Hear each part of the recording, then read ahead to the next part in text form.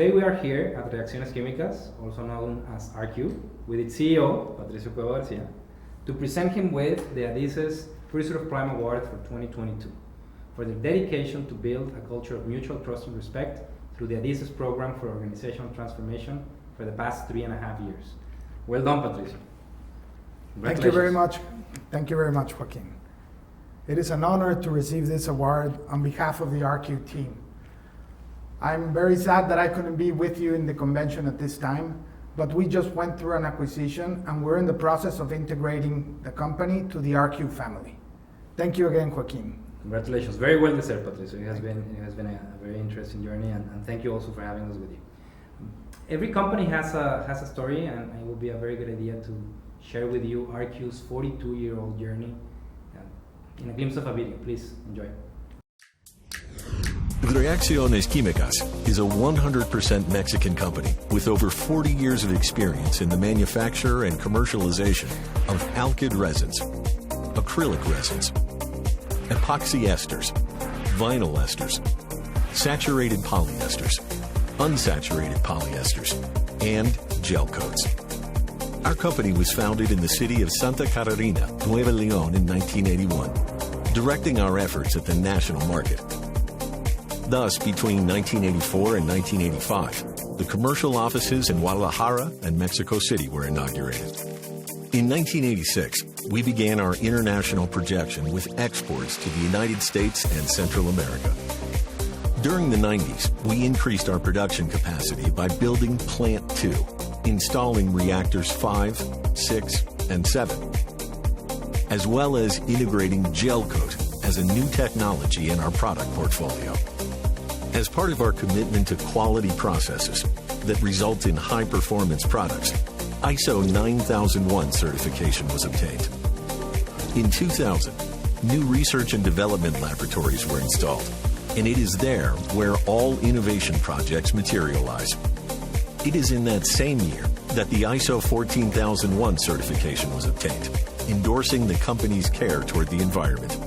As part of our concern to maintain a safe working environment for our employees, in 2005, we obtained the ISO 45001 certification.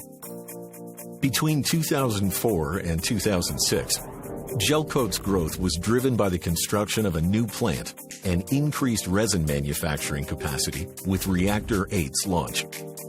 During the decade 2010, Reacciones Químicas built its new corporate office building and a new warehouse for finished products, providing a greater shipping capacity and service to our customers. Reacciones Químicas continues to consolidate its position both in the national and international markets. By 2021, the 9th reactor was installed, which allowed us to reach a production capacity of more than 57,000 tons per year. This same year, we obtained the Great Place to Work recognition, endorsing our policy to offer and maintain a healthy work environment. Reacciones Químicas has a wide portfolio of products that offer the best properties in a resin dictated by the market, such as resistance to corrosion, curing times, stability, brightness, durability, and color, among others. Our portfolio of products includes unsaturated polyester resins, where we serve a wide range of industries, such as cultured marble, GRP pipes, laminates, polymer concrete, among others. Vinyl ester resins, focused on pultrusion, auto parts, and wind energy customers. Gel coats are oriented to serve markets such as cultured marble, auto parts, and marine. Alkyd resin is used in architectural coatings, aerosol, appliances, traffic, and wood coating industries. Epoxy ester, specialized in the metal, electrical, and auto parts industries. Acrylic resins are oriented to the automotive refinishing industry, aerosols, and industrial paints. Saturated polyesters, aimed at the industrial paints, appliances, and can coating market. All these products are developed by highly trained personnel in facilities equipped with state-of-the-art technology. Our team is dedicated to the development, research, and innovation that helps us meet the market's needs. We have 2 pilot plants for scaling to ensure the performance and quality of the products we offer. As a result, we comply with international standards to meet our local customers' requirements, as well as our clients from the United States, the Caribbean, Central, and South America. Our purpose is to innovate in search of profitable and sustainable solutions, always keeping close with our values: leadership, innovation, collaboration, responsibility, follow-up, integrity, and commitment. Our commitment to the sustainability of the planet moves us to use renewable energy sources in our production processes. For this reason, close to 80% of the energy we utilize comes from clean sources, such as wind and solar. We have developed for our customers a portfolio of products that are made with recycled materials and some other products that meet low VOCs and HAP standards. In Reacciones Químicas, we are committed to offering the best product solutions to the market. We are leaders in innovation within the industry, giving our customers the freedom to develop unique products that offer differentiated solutions in highly competitive markets, while always seeking to be sustainable.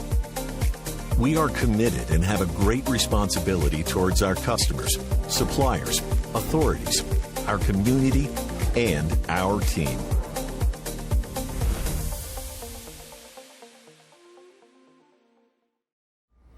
It has clearly been a long and interesting journey for RQ, but I would like to talk a little bit more about these past few years, ever since you identified the need to look for external support, all the way until today. So let me ask you a few questions. Prior to implementing the methodology, the adhesive methodology, what were the challenges and objectives that you had as a company? Well, the objectives have not changed very much on what we're currently doing. We want to be a company that is a very good place to work for all our people. We want to make sure our product has very good quality and that we offer the best service for our customers, and of course being financially viable. But one of the biggest challenges we had at the time was that as a family company we were starting to go through a transitional process where the founder was in planning to retire, and we wanted to make this succession process to be something that did not impact the overall just processes that were going on in the company. So that's a point where we decided we needed to do something. All right, and how did you learn about the Adhesives Institute and the methodology? Well, we asked around. We have very good friends in the community here in Monterrey that run different types of businesses, different industries. And we heard several names, but one that stood out was Adhesives. So we decided to investigate a little bit more, and we signed up for a BTP seminar. And it was a very good experience. Okay. And considering all this you're telling me about hearing of Adhesives, what would you say was the defining moment where you decided to work with us in the Adhesives Institute? Well, with all the process that we had with the succession, it was important that it was a clear process, that we wanted to make sure that the steps were clear and that we had a clear goal on what we were doing. The BTP seminar helped a lot to clarify and understand the methodology. And I think that is a point when we decided that that was the way to go in order to make sure that the change was not going to be just done randomly, but with a structure. I clearly remember our first calls back at the end of 2019, then meetings, and that all took us to our first INDEC in December of 2019, which then derived in first identifying that RQ was back then in go in a transition towards adolescence with some traits of the early premature aging, basically. But that took us to 2020 when we started with the process and implementing the methodology. What would you say were, or can you help me understand what were the 3 or 4 biggest achievements that you thought or you think that you had during that year? Yes, of course. Well, first, it was a challenge with what happened. We all know that's when COVID started. So we were able to adjust and continue with our goals, and I think it was very, very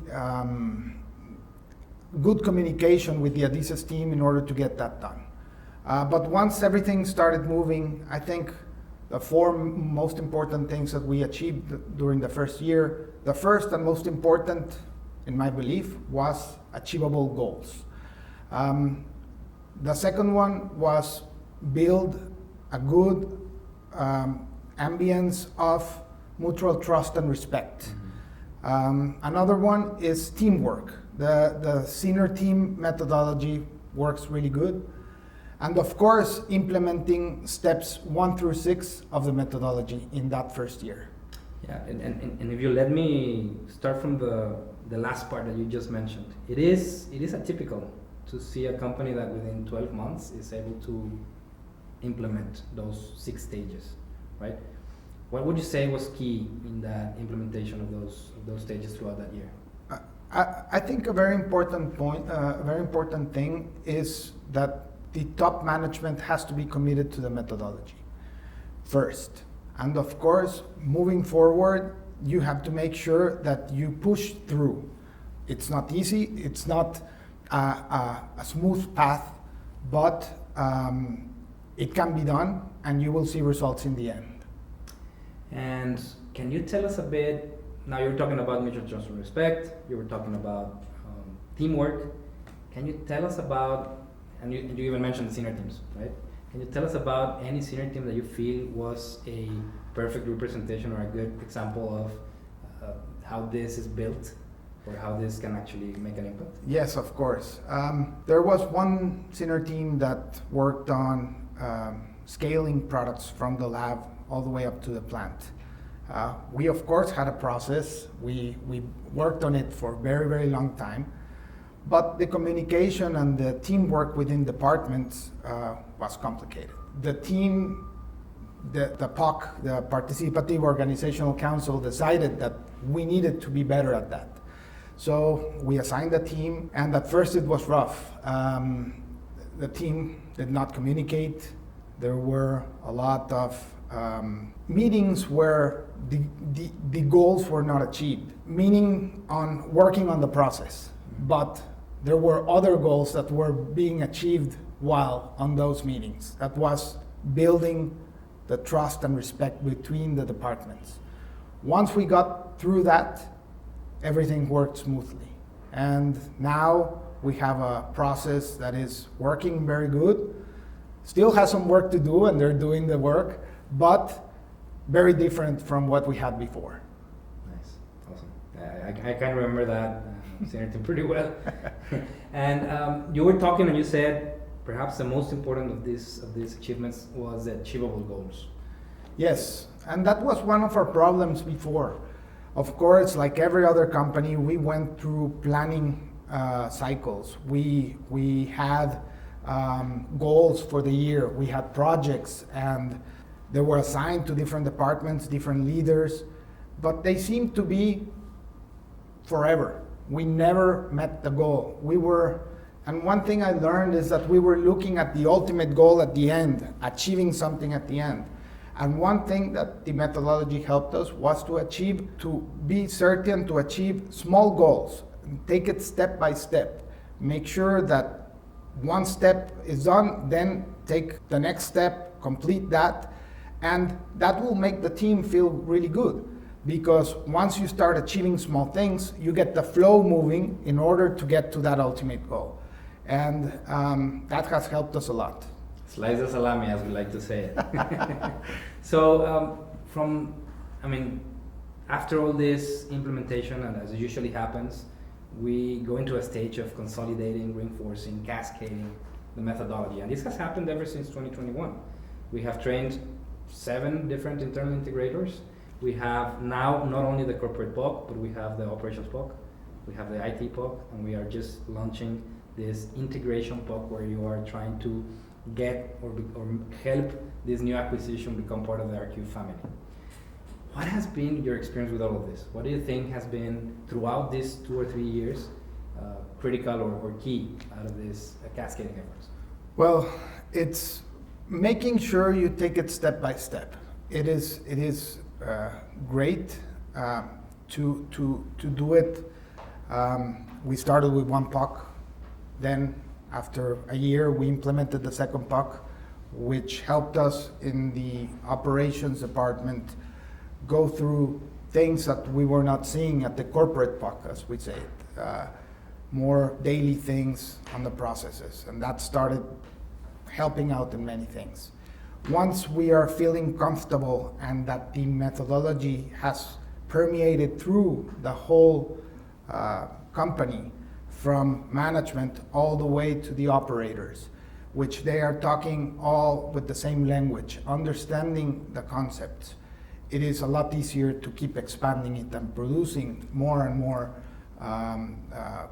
projects, senior teams for improvement. Now, well, we are very confident that the methodology will help us continue with the plans that we have, and that's why we are implementing also a POC for the integration process, which we will be working with internal team from RQ together with the company that we have acquired in order to make sure we go through a smooth implementation.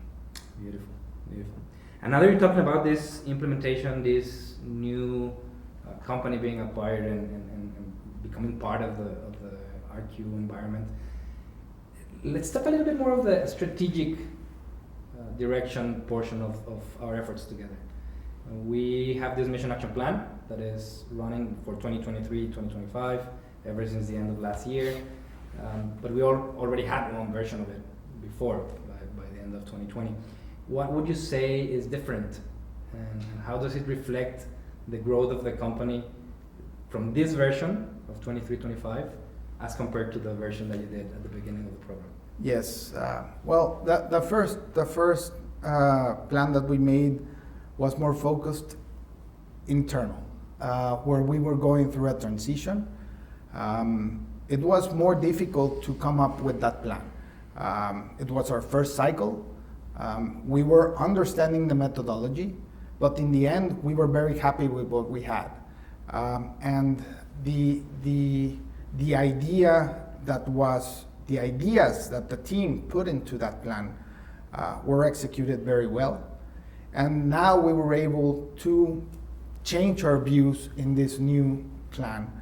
Now, with the structure being where we want it to be, prepared with the transition completed, and now ready to look for more growth outside, we built this new plan for 2023 to 2025, where we're focusing on the goals I mentioned earlier: quality, service, being a great place to work for all our people, but also growth, and that's why we are very clear on the objectives, and we have achieved one of them in the last month. Beautiful. Yeah, and congratulations for that. I know it has been a very intense effort to get there, for sure. But that takes us to today, right? And RQ is now, as of the last releasing that we did, in the late adolescent stage of the organizational life cycle.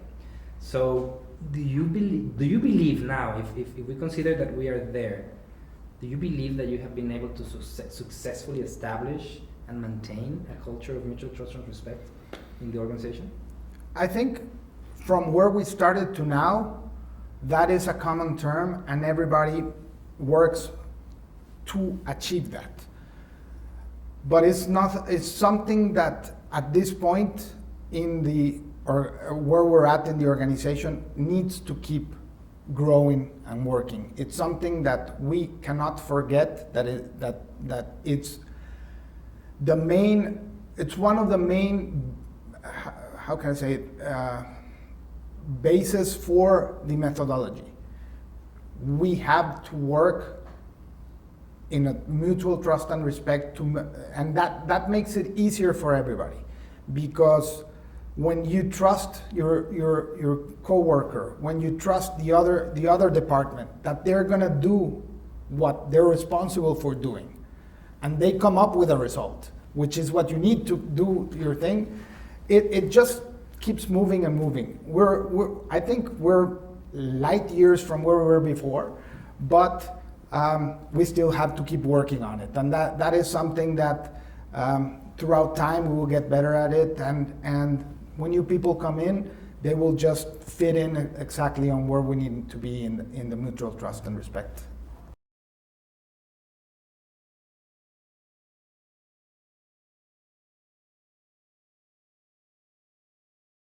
I would like to present to you one person who has been a key enabler of all Adices related efforts here in RQ. Maria Elena Diaz, Head of the Continuous Improvement Department and Adices Internal Champion. Welcome, Maria Elena. Thank you. You have been here and experienced the before and after of the Adices methodology here in RQ. Yes.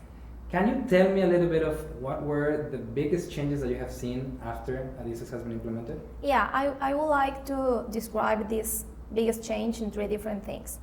The first one is the continuous search for the right copy, no matter if we are working on our daily activities or a Adices assignment. The second one is related to PIP identification. One of the biggest things that we have achieved here in Reacciones Químicas is that we permeate PIP identification throughout the company. I mean, no matter if we don't have a syntax session or POC session, every single day people can identify PIPs and do it part of our normal job or activities. And the third one, we create spaces where people can feel respectful and accountable for their results. These 3 things are now part of Reacciones Químicas culture. Okay. So you're saying that the whole or every day there's PIPs creation and identification, but it goes through the POC so that it can be dealt after the principles of the methodology. Yeah, the POC is related to, the PIP is related to. Okay, interesting. Yeah. Now, if we talk a little bit about the culture, Yep. you know that mutual trust and respect is one of the backbones of the methodology. What would you say has been critical in achieving a culture of mutual trust and respect? Definitely the role played by our CEO. He has led by example. He is always open to have communication with all levels, and that allows everyone here to do it the same with their colleagues or supervisors. So, we're talking about this positive things around the culture and everything, but there's always challenges. Yeah. So what would you say have been the biggest challenges in this effort towards Primer? The understanding that we have different and varied styles. However, these different styles working in collaboration and via teamwork has enabled us as a company to achieve our goals and definitely maximize efforts. For example, like the past 3.5 years, until now, we have 100% of our people trained in Adices methodology. We have 65 senior teams, 70 POC sessions, and 60% of our PIPs addressed. Wow, those are really good numbers for 3.5 years. Congratulations. I can tell it has been a great effort from your side and from all the company. Yeah, so, it's a teamwork. Yeah, I appreciate your time and thank you very much for being here. Thank you. Good to see you, Mariela. Yeah.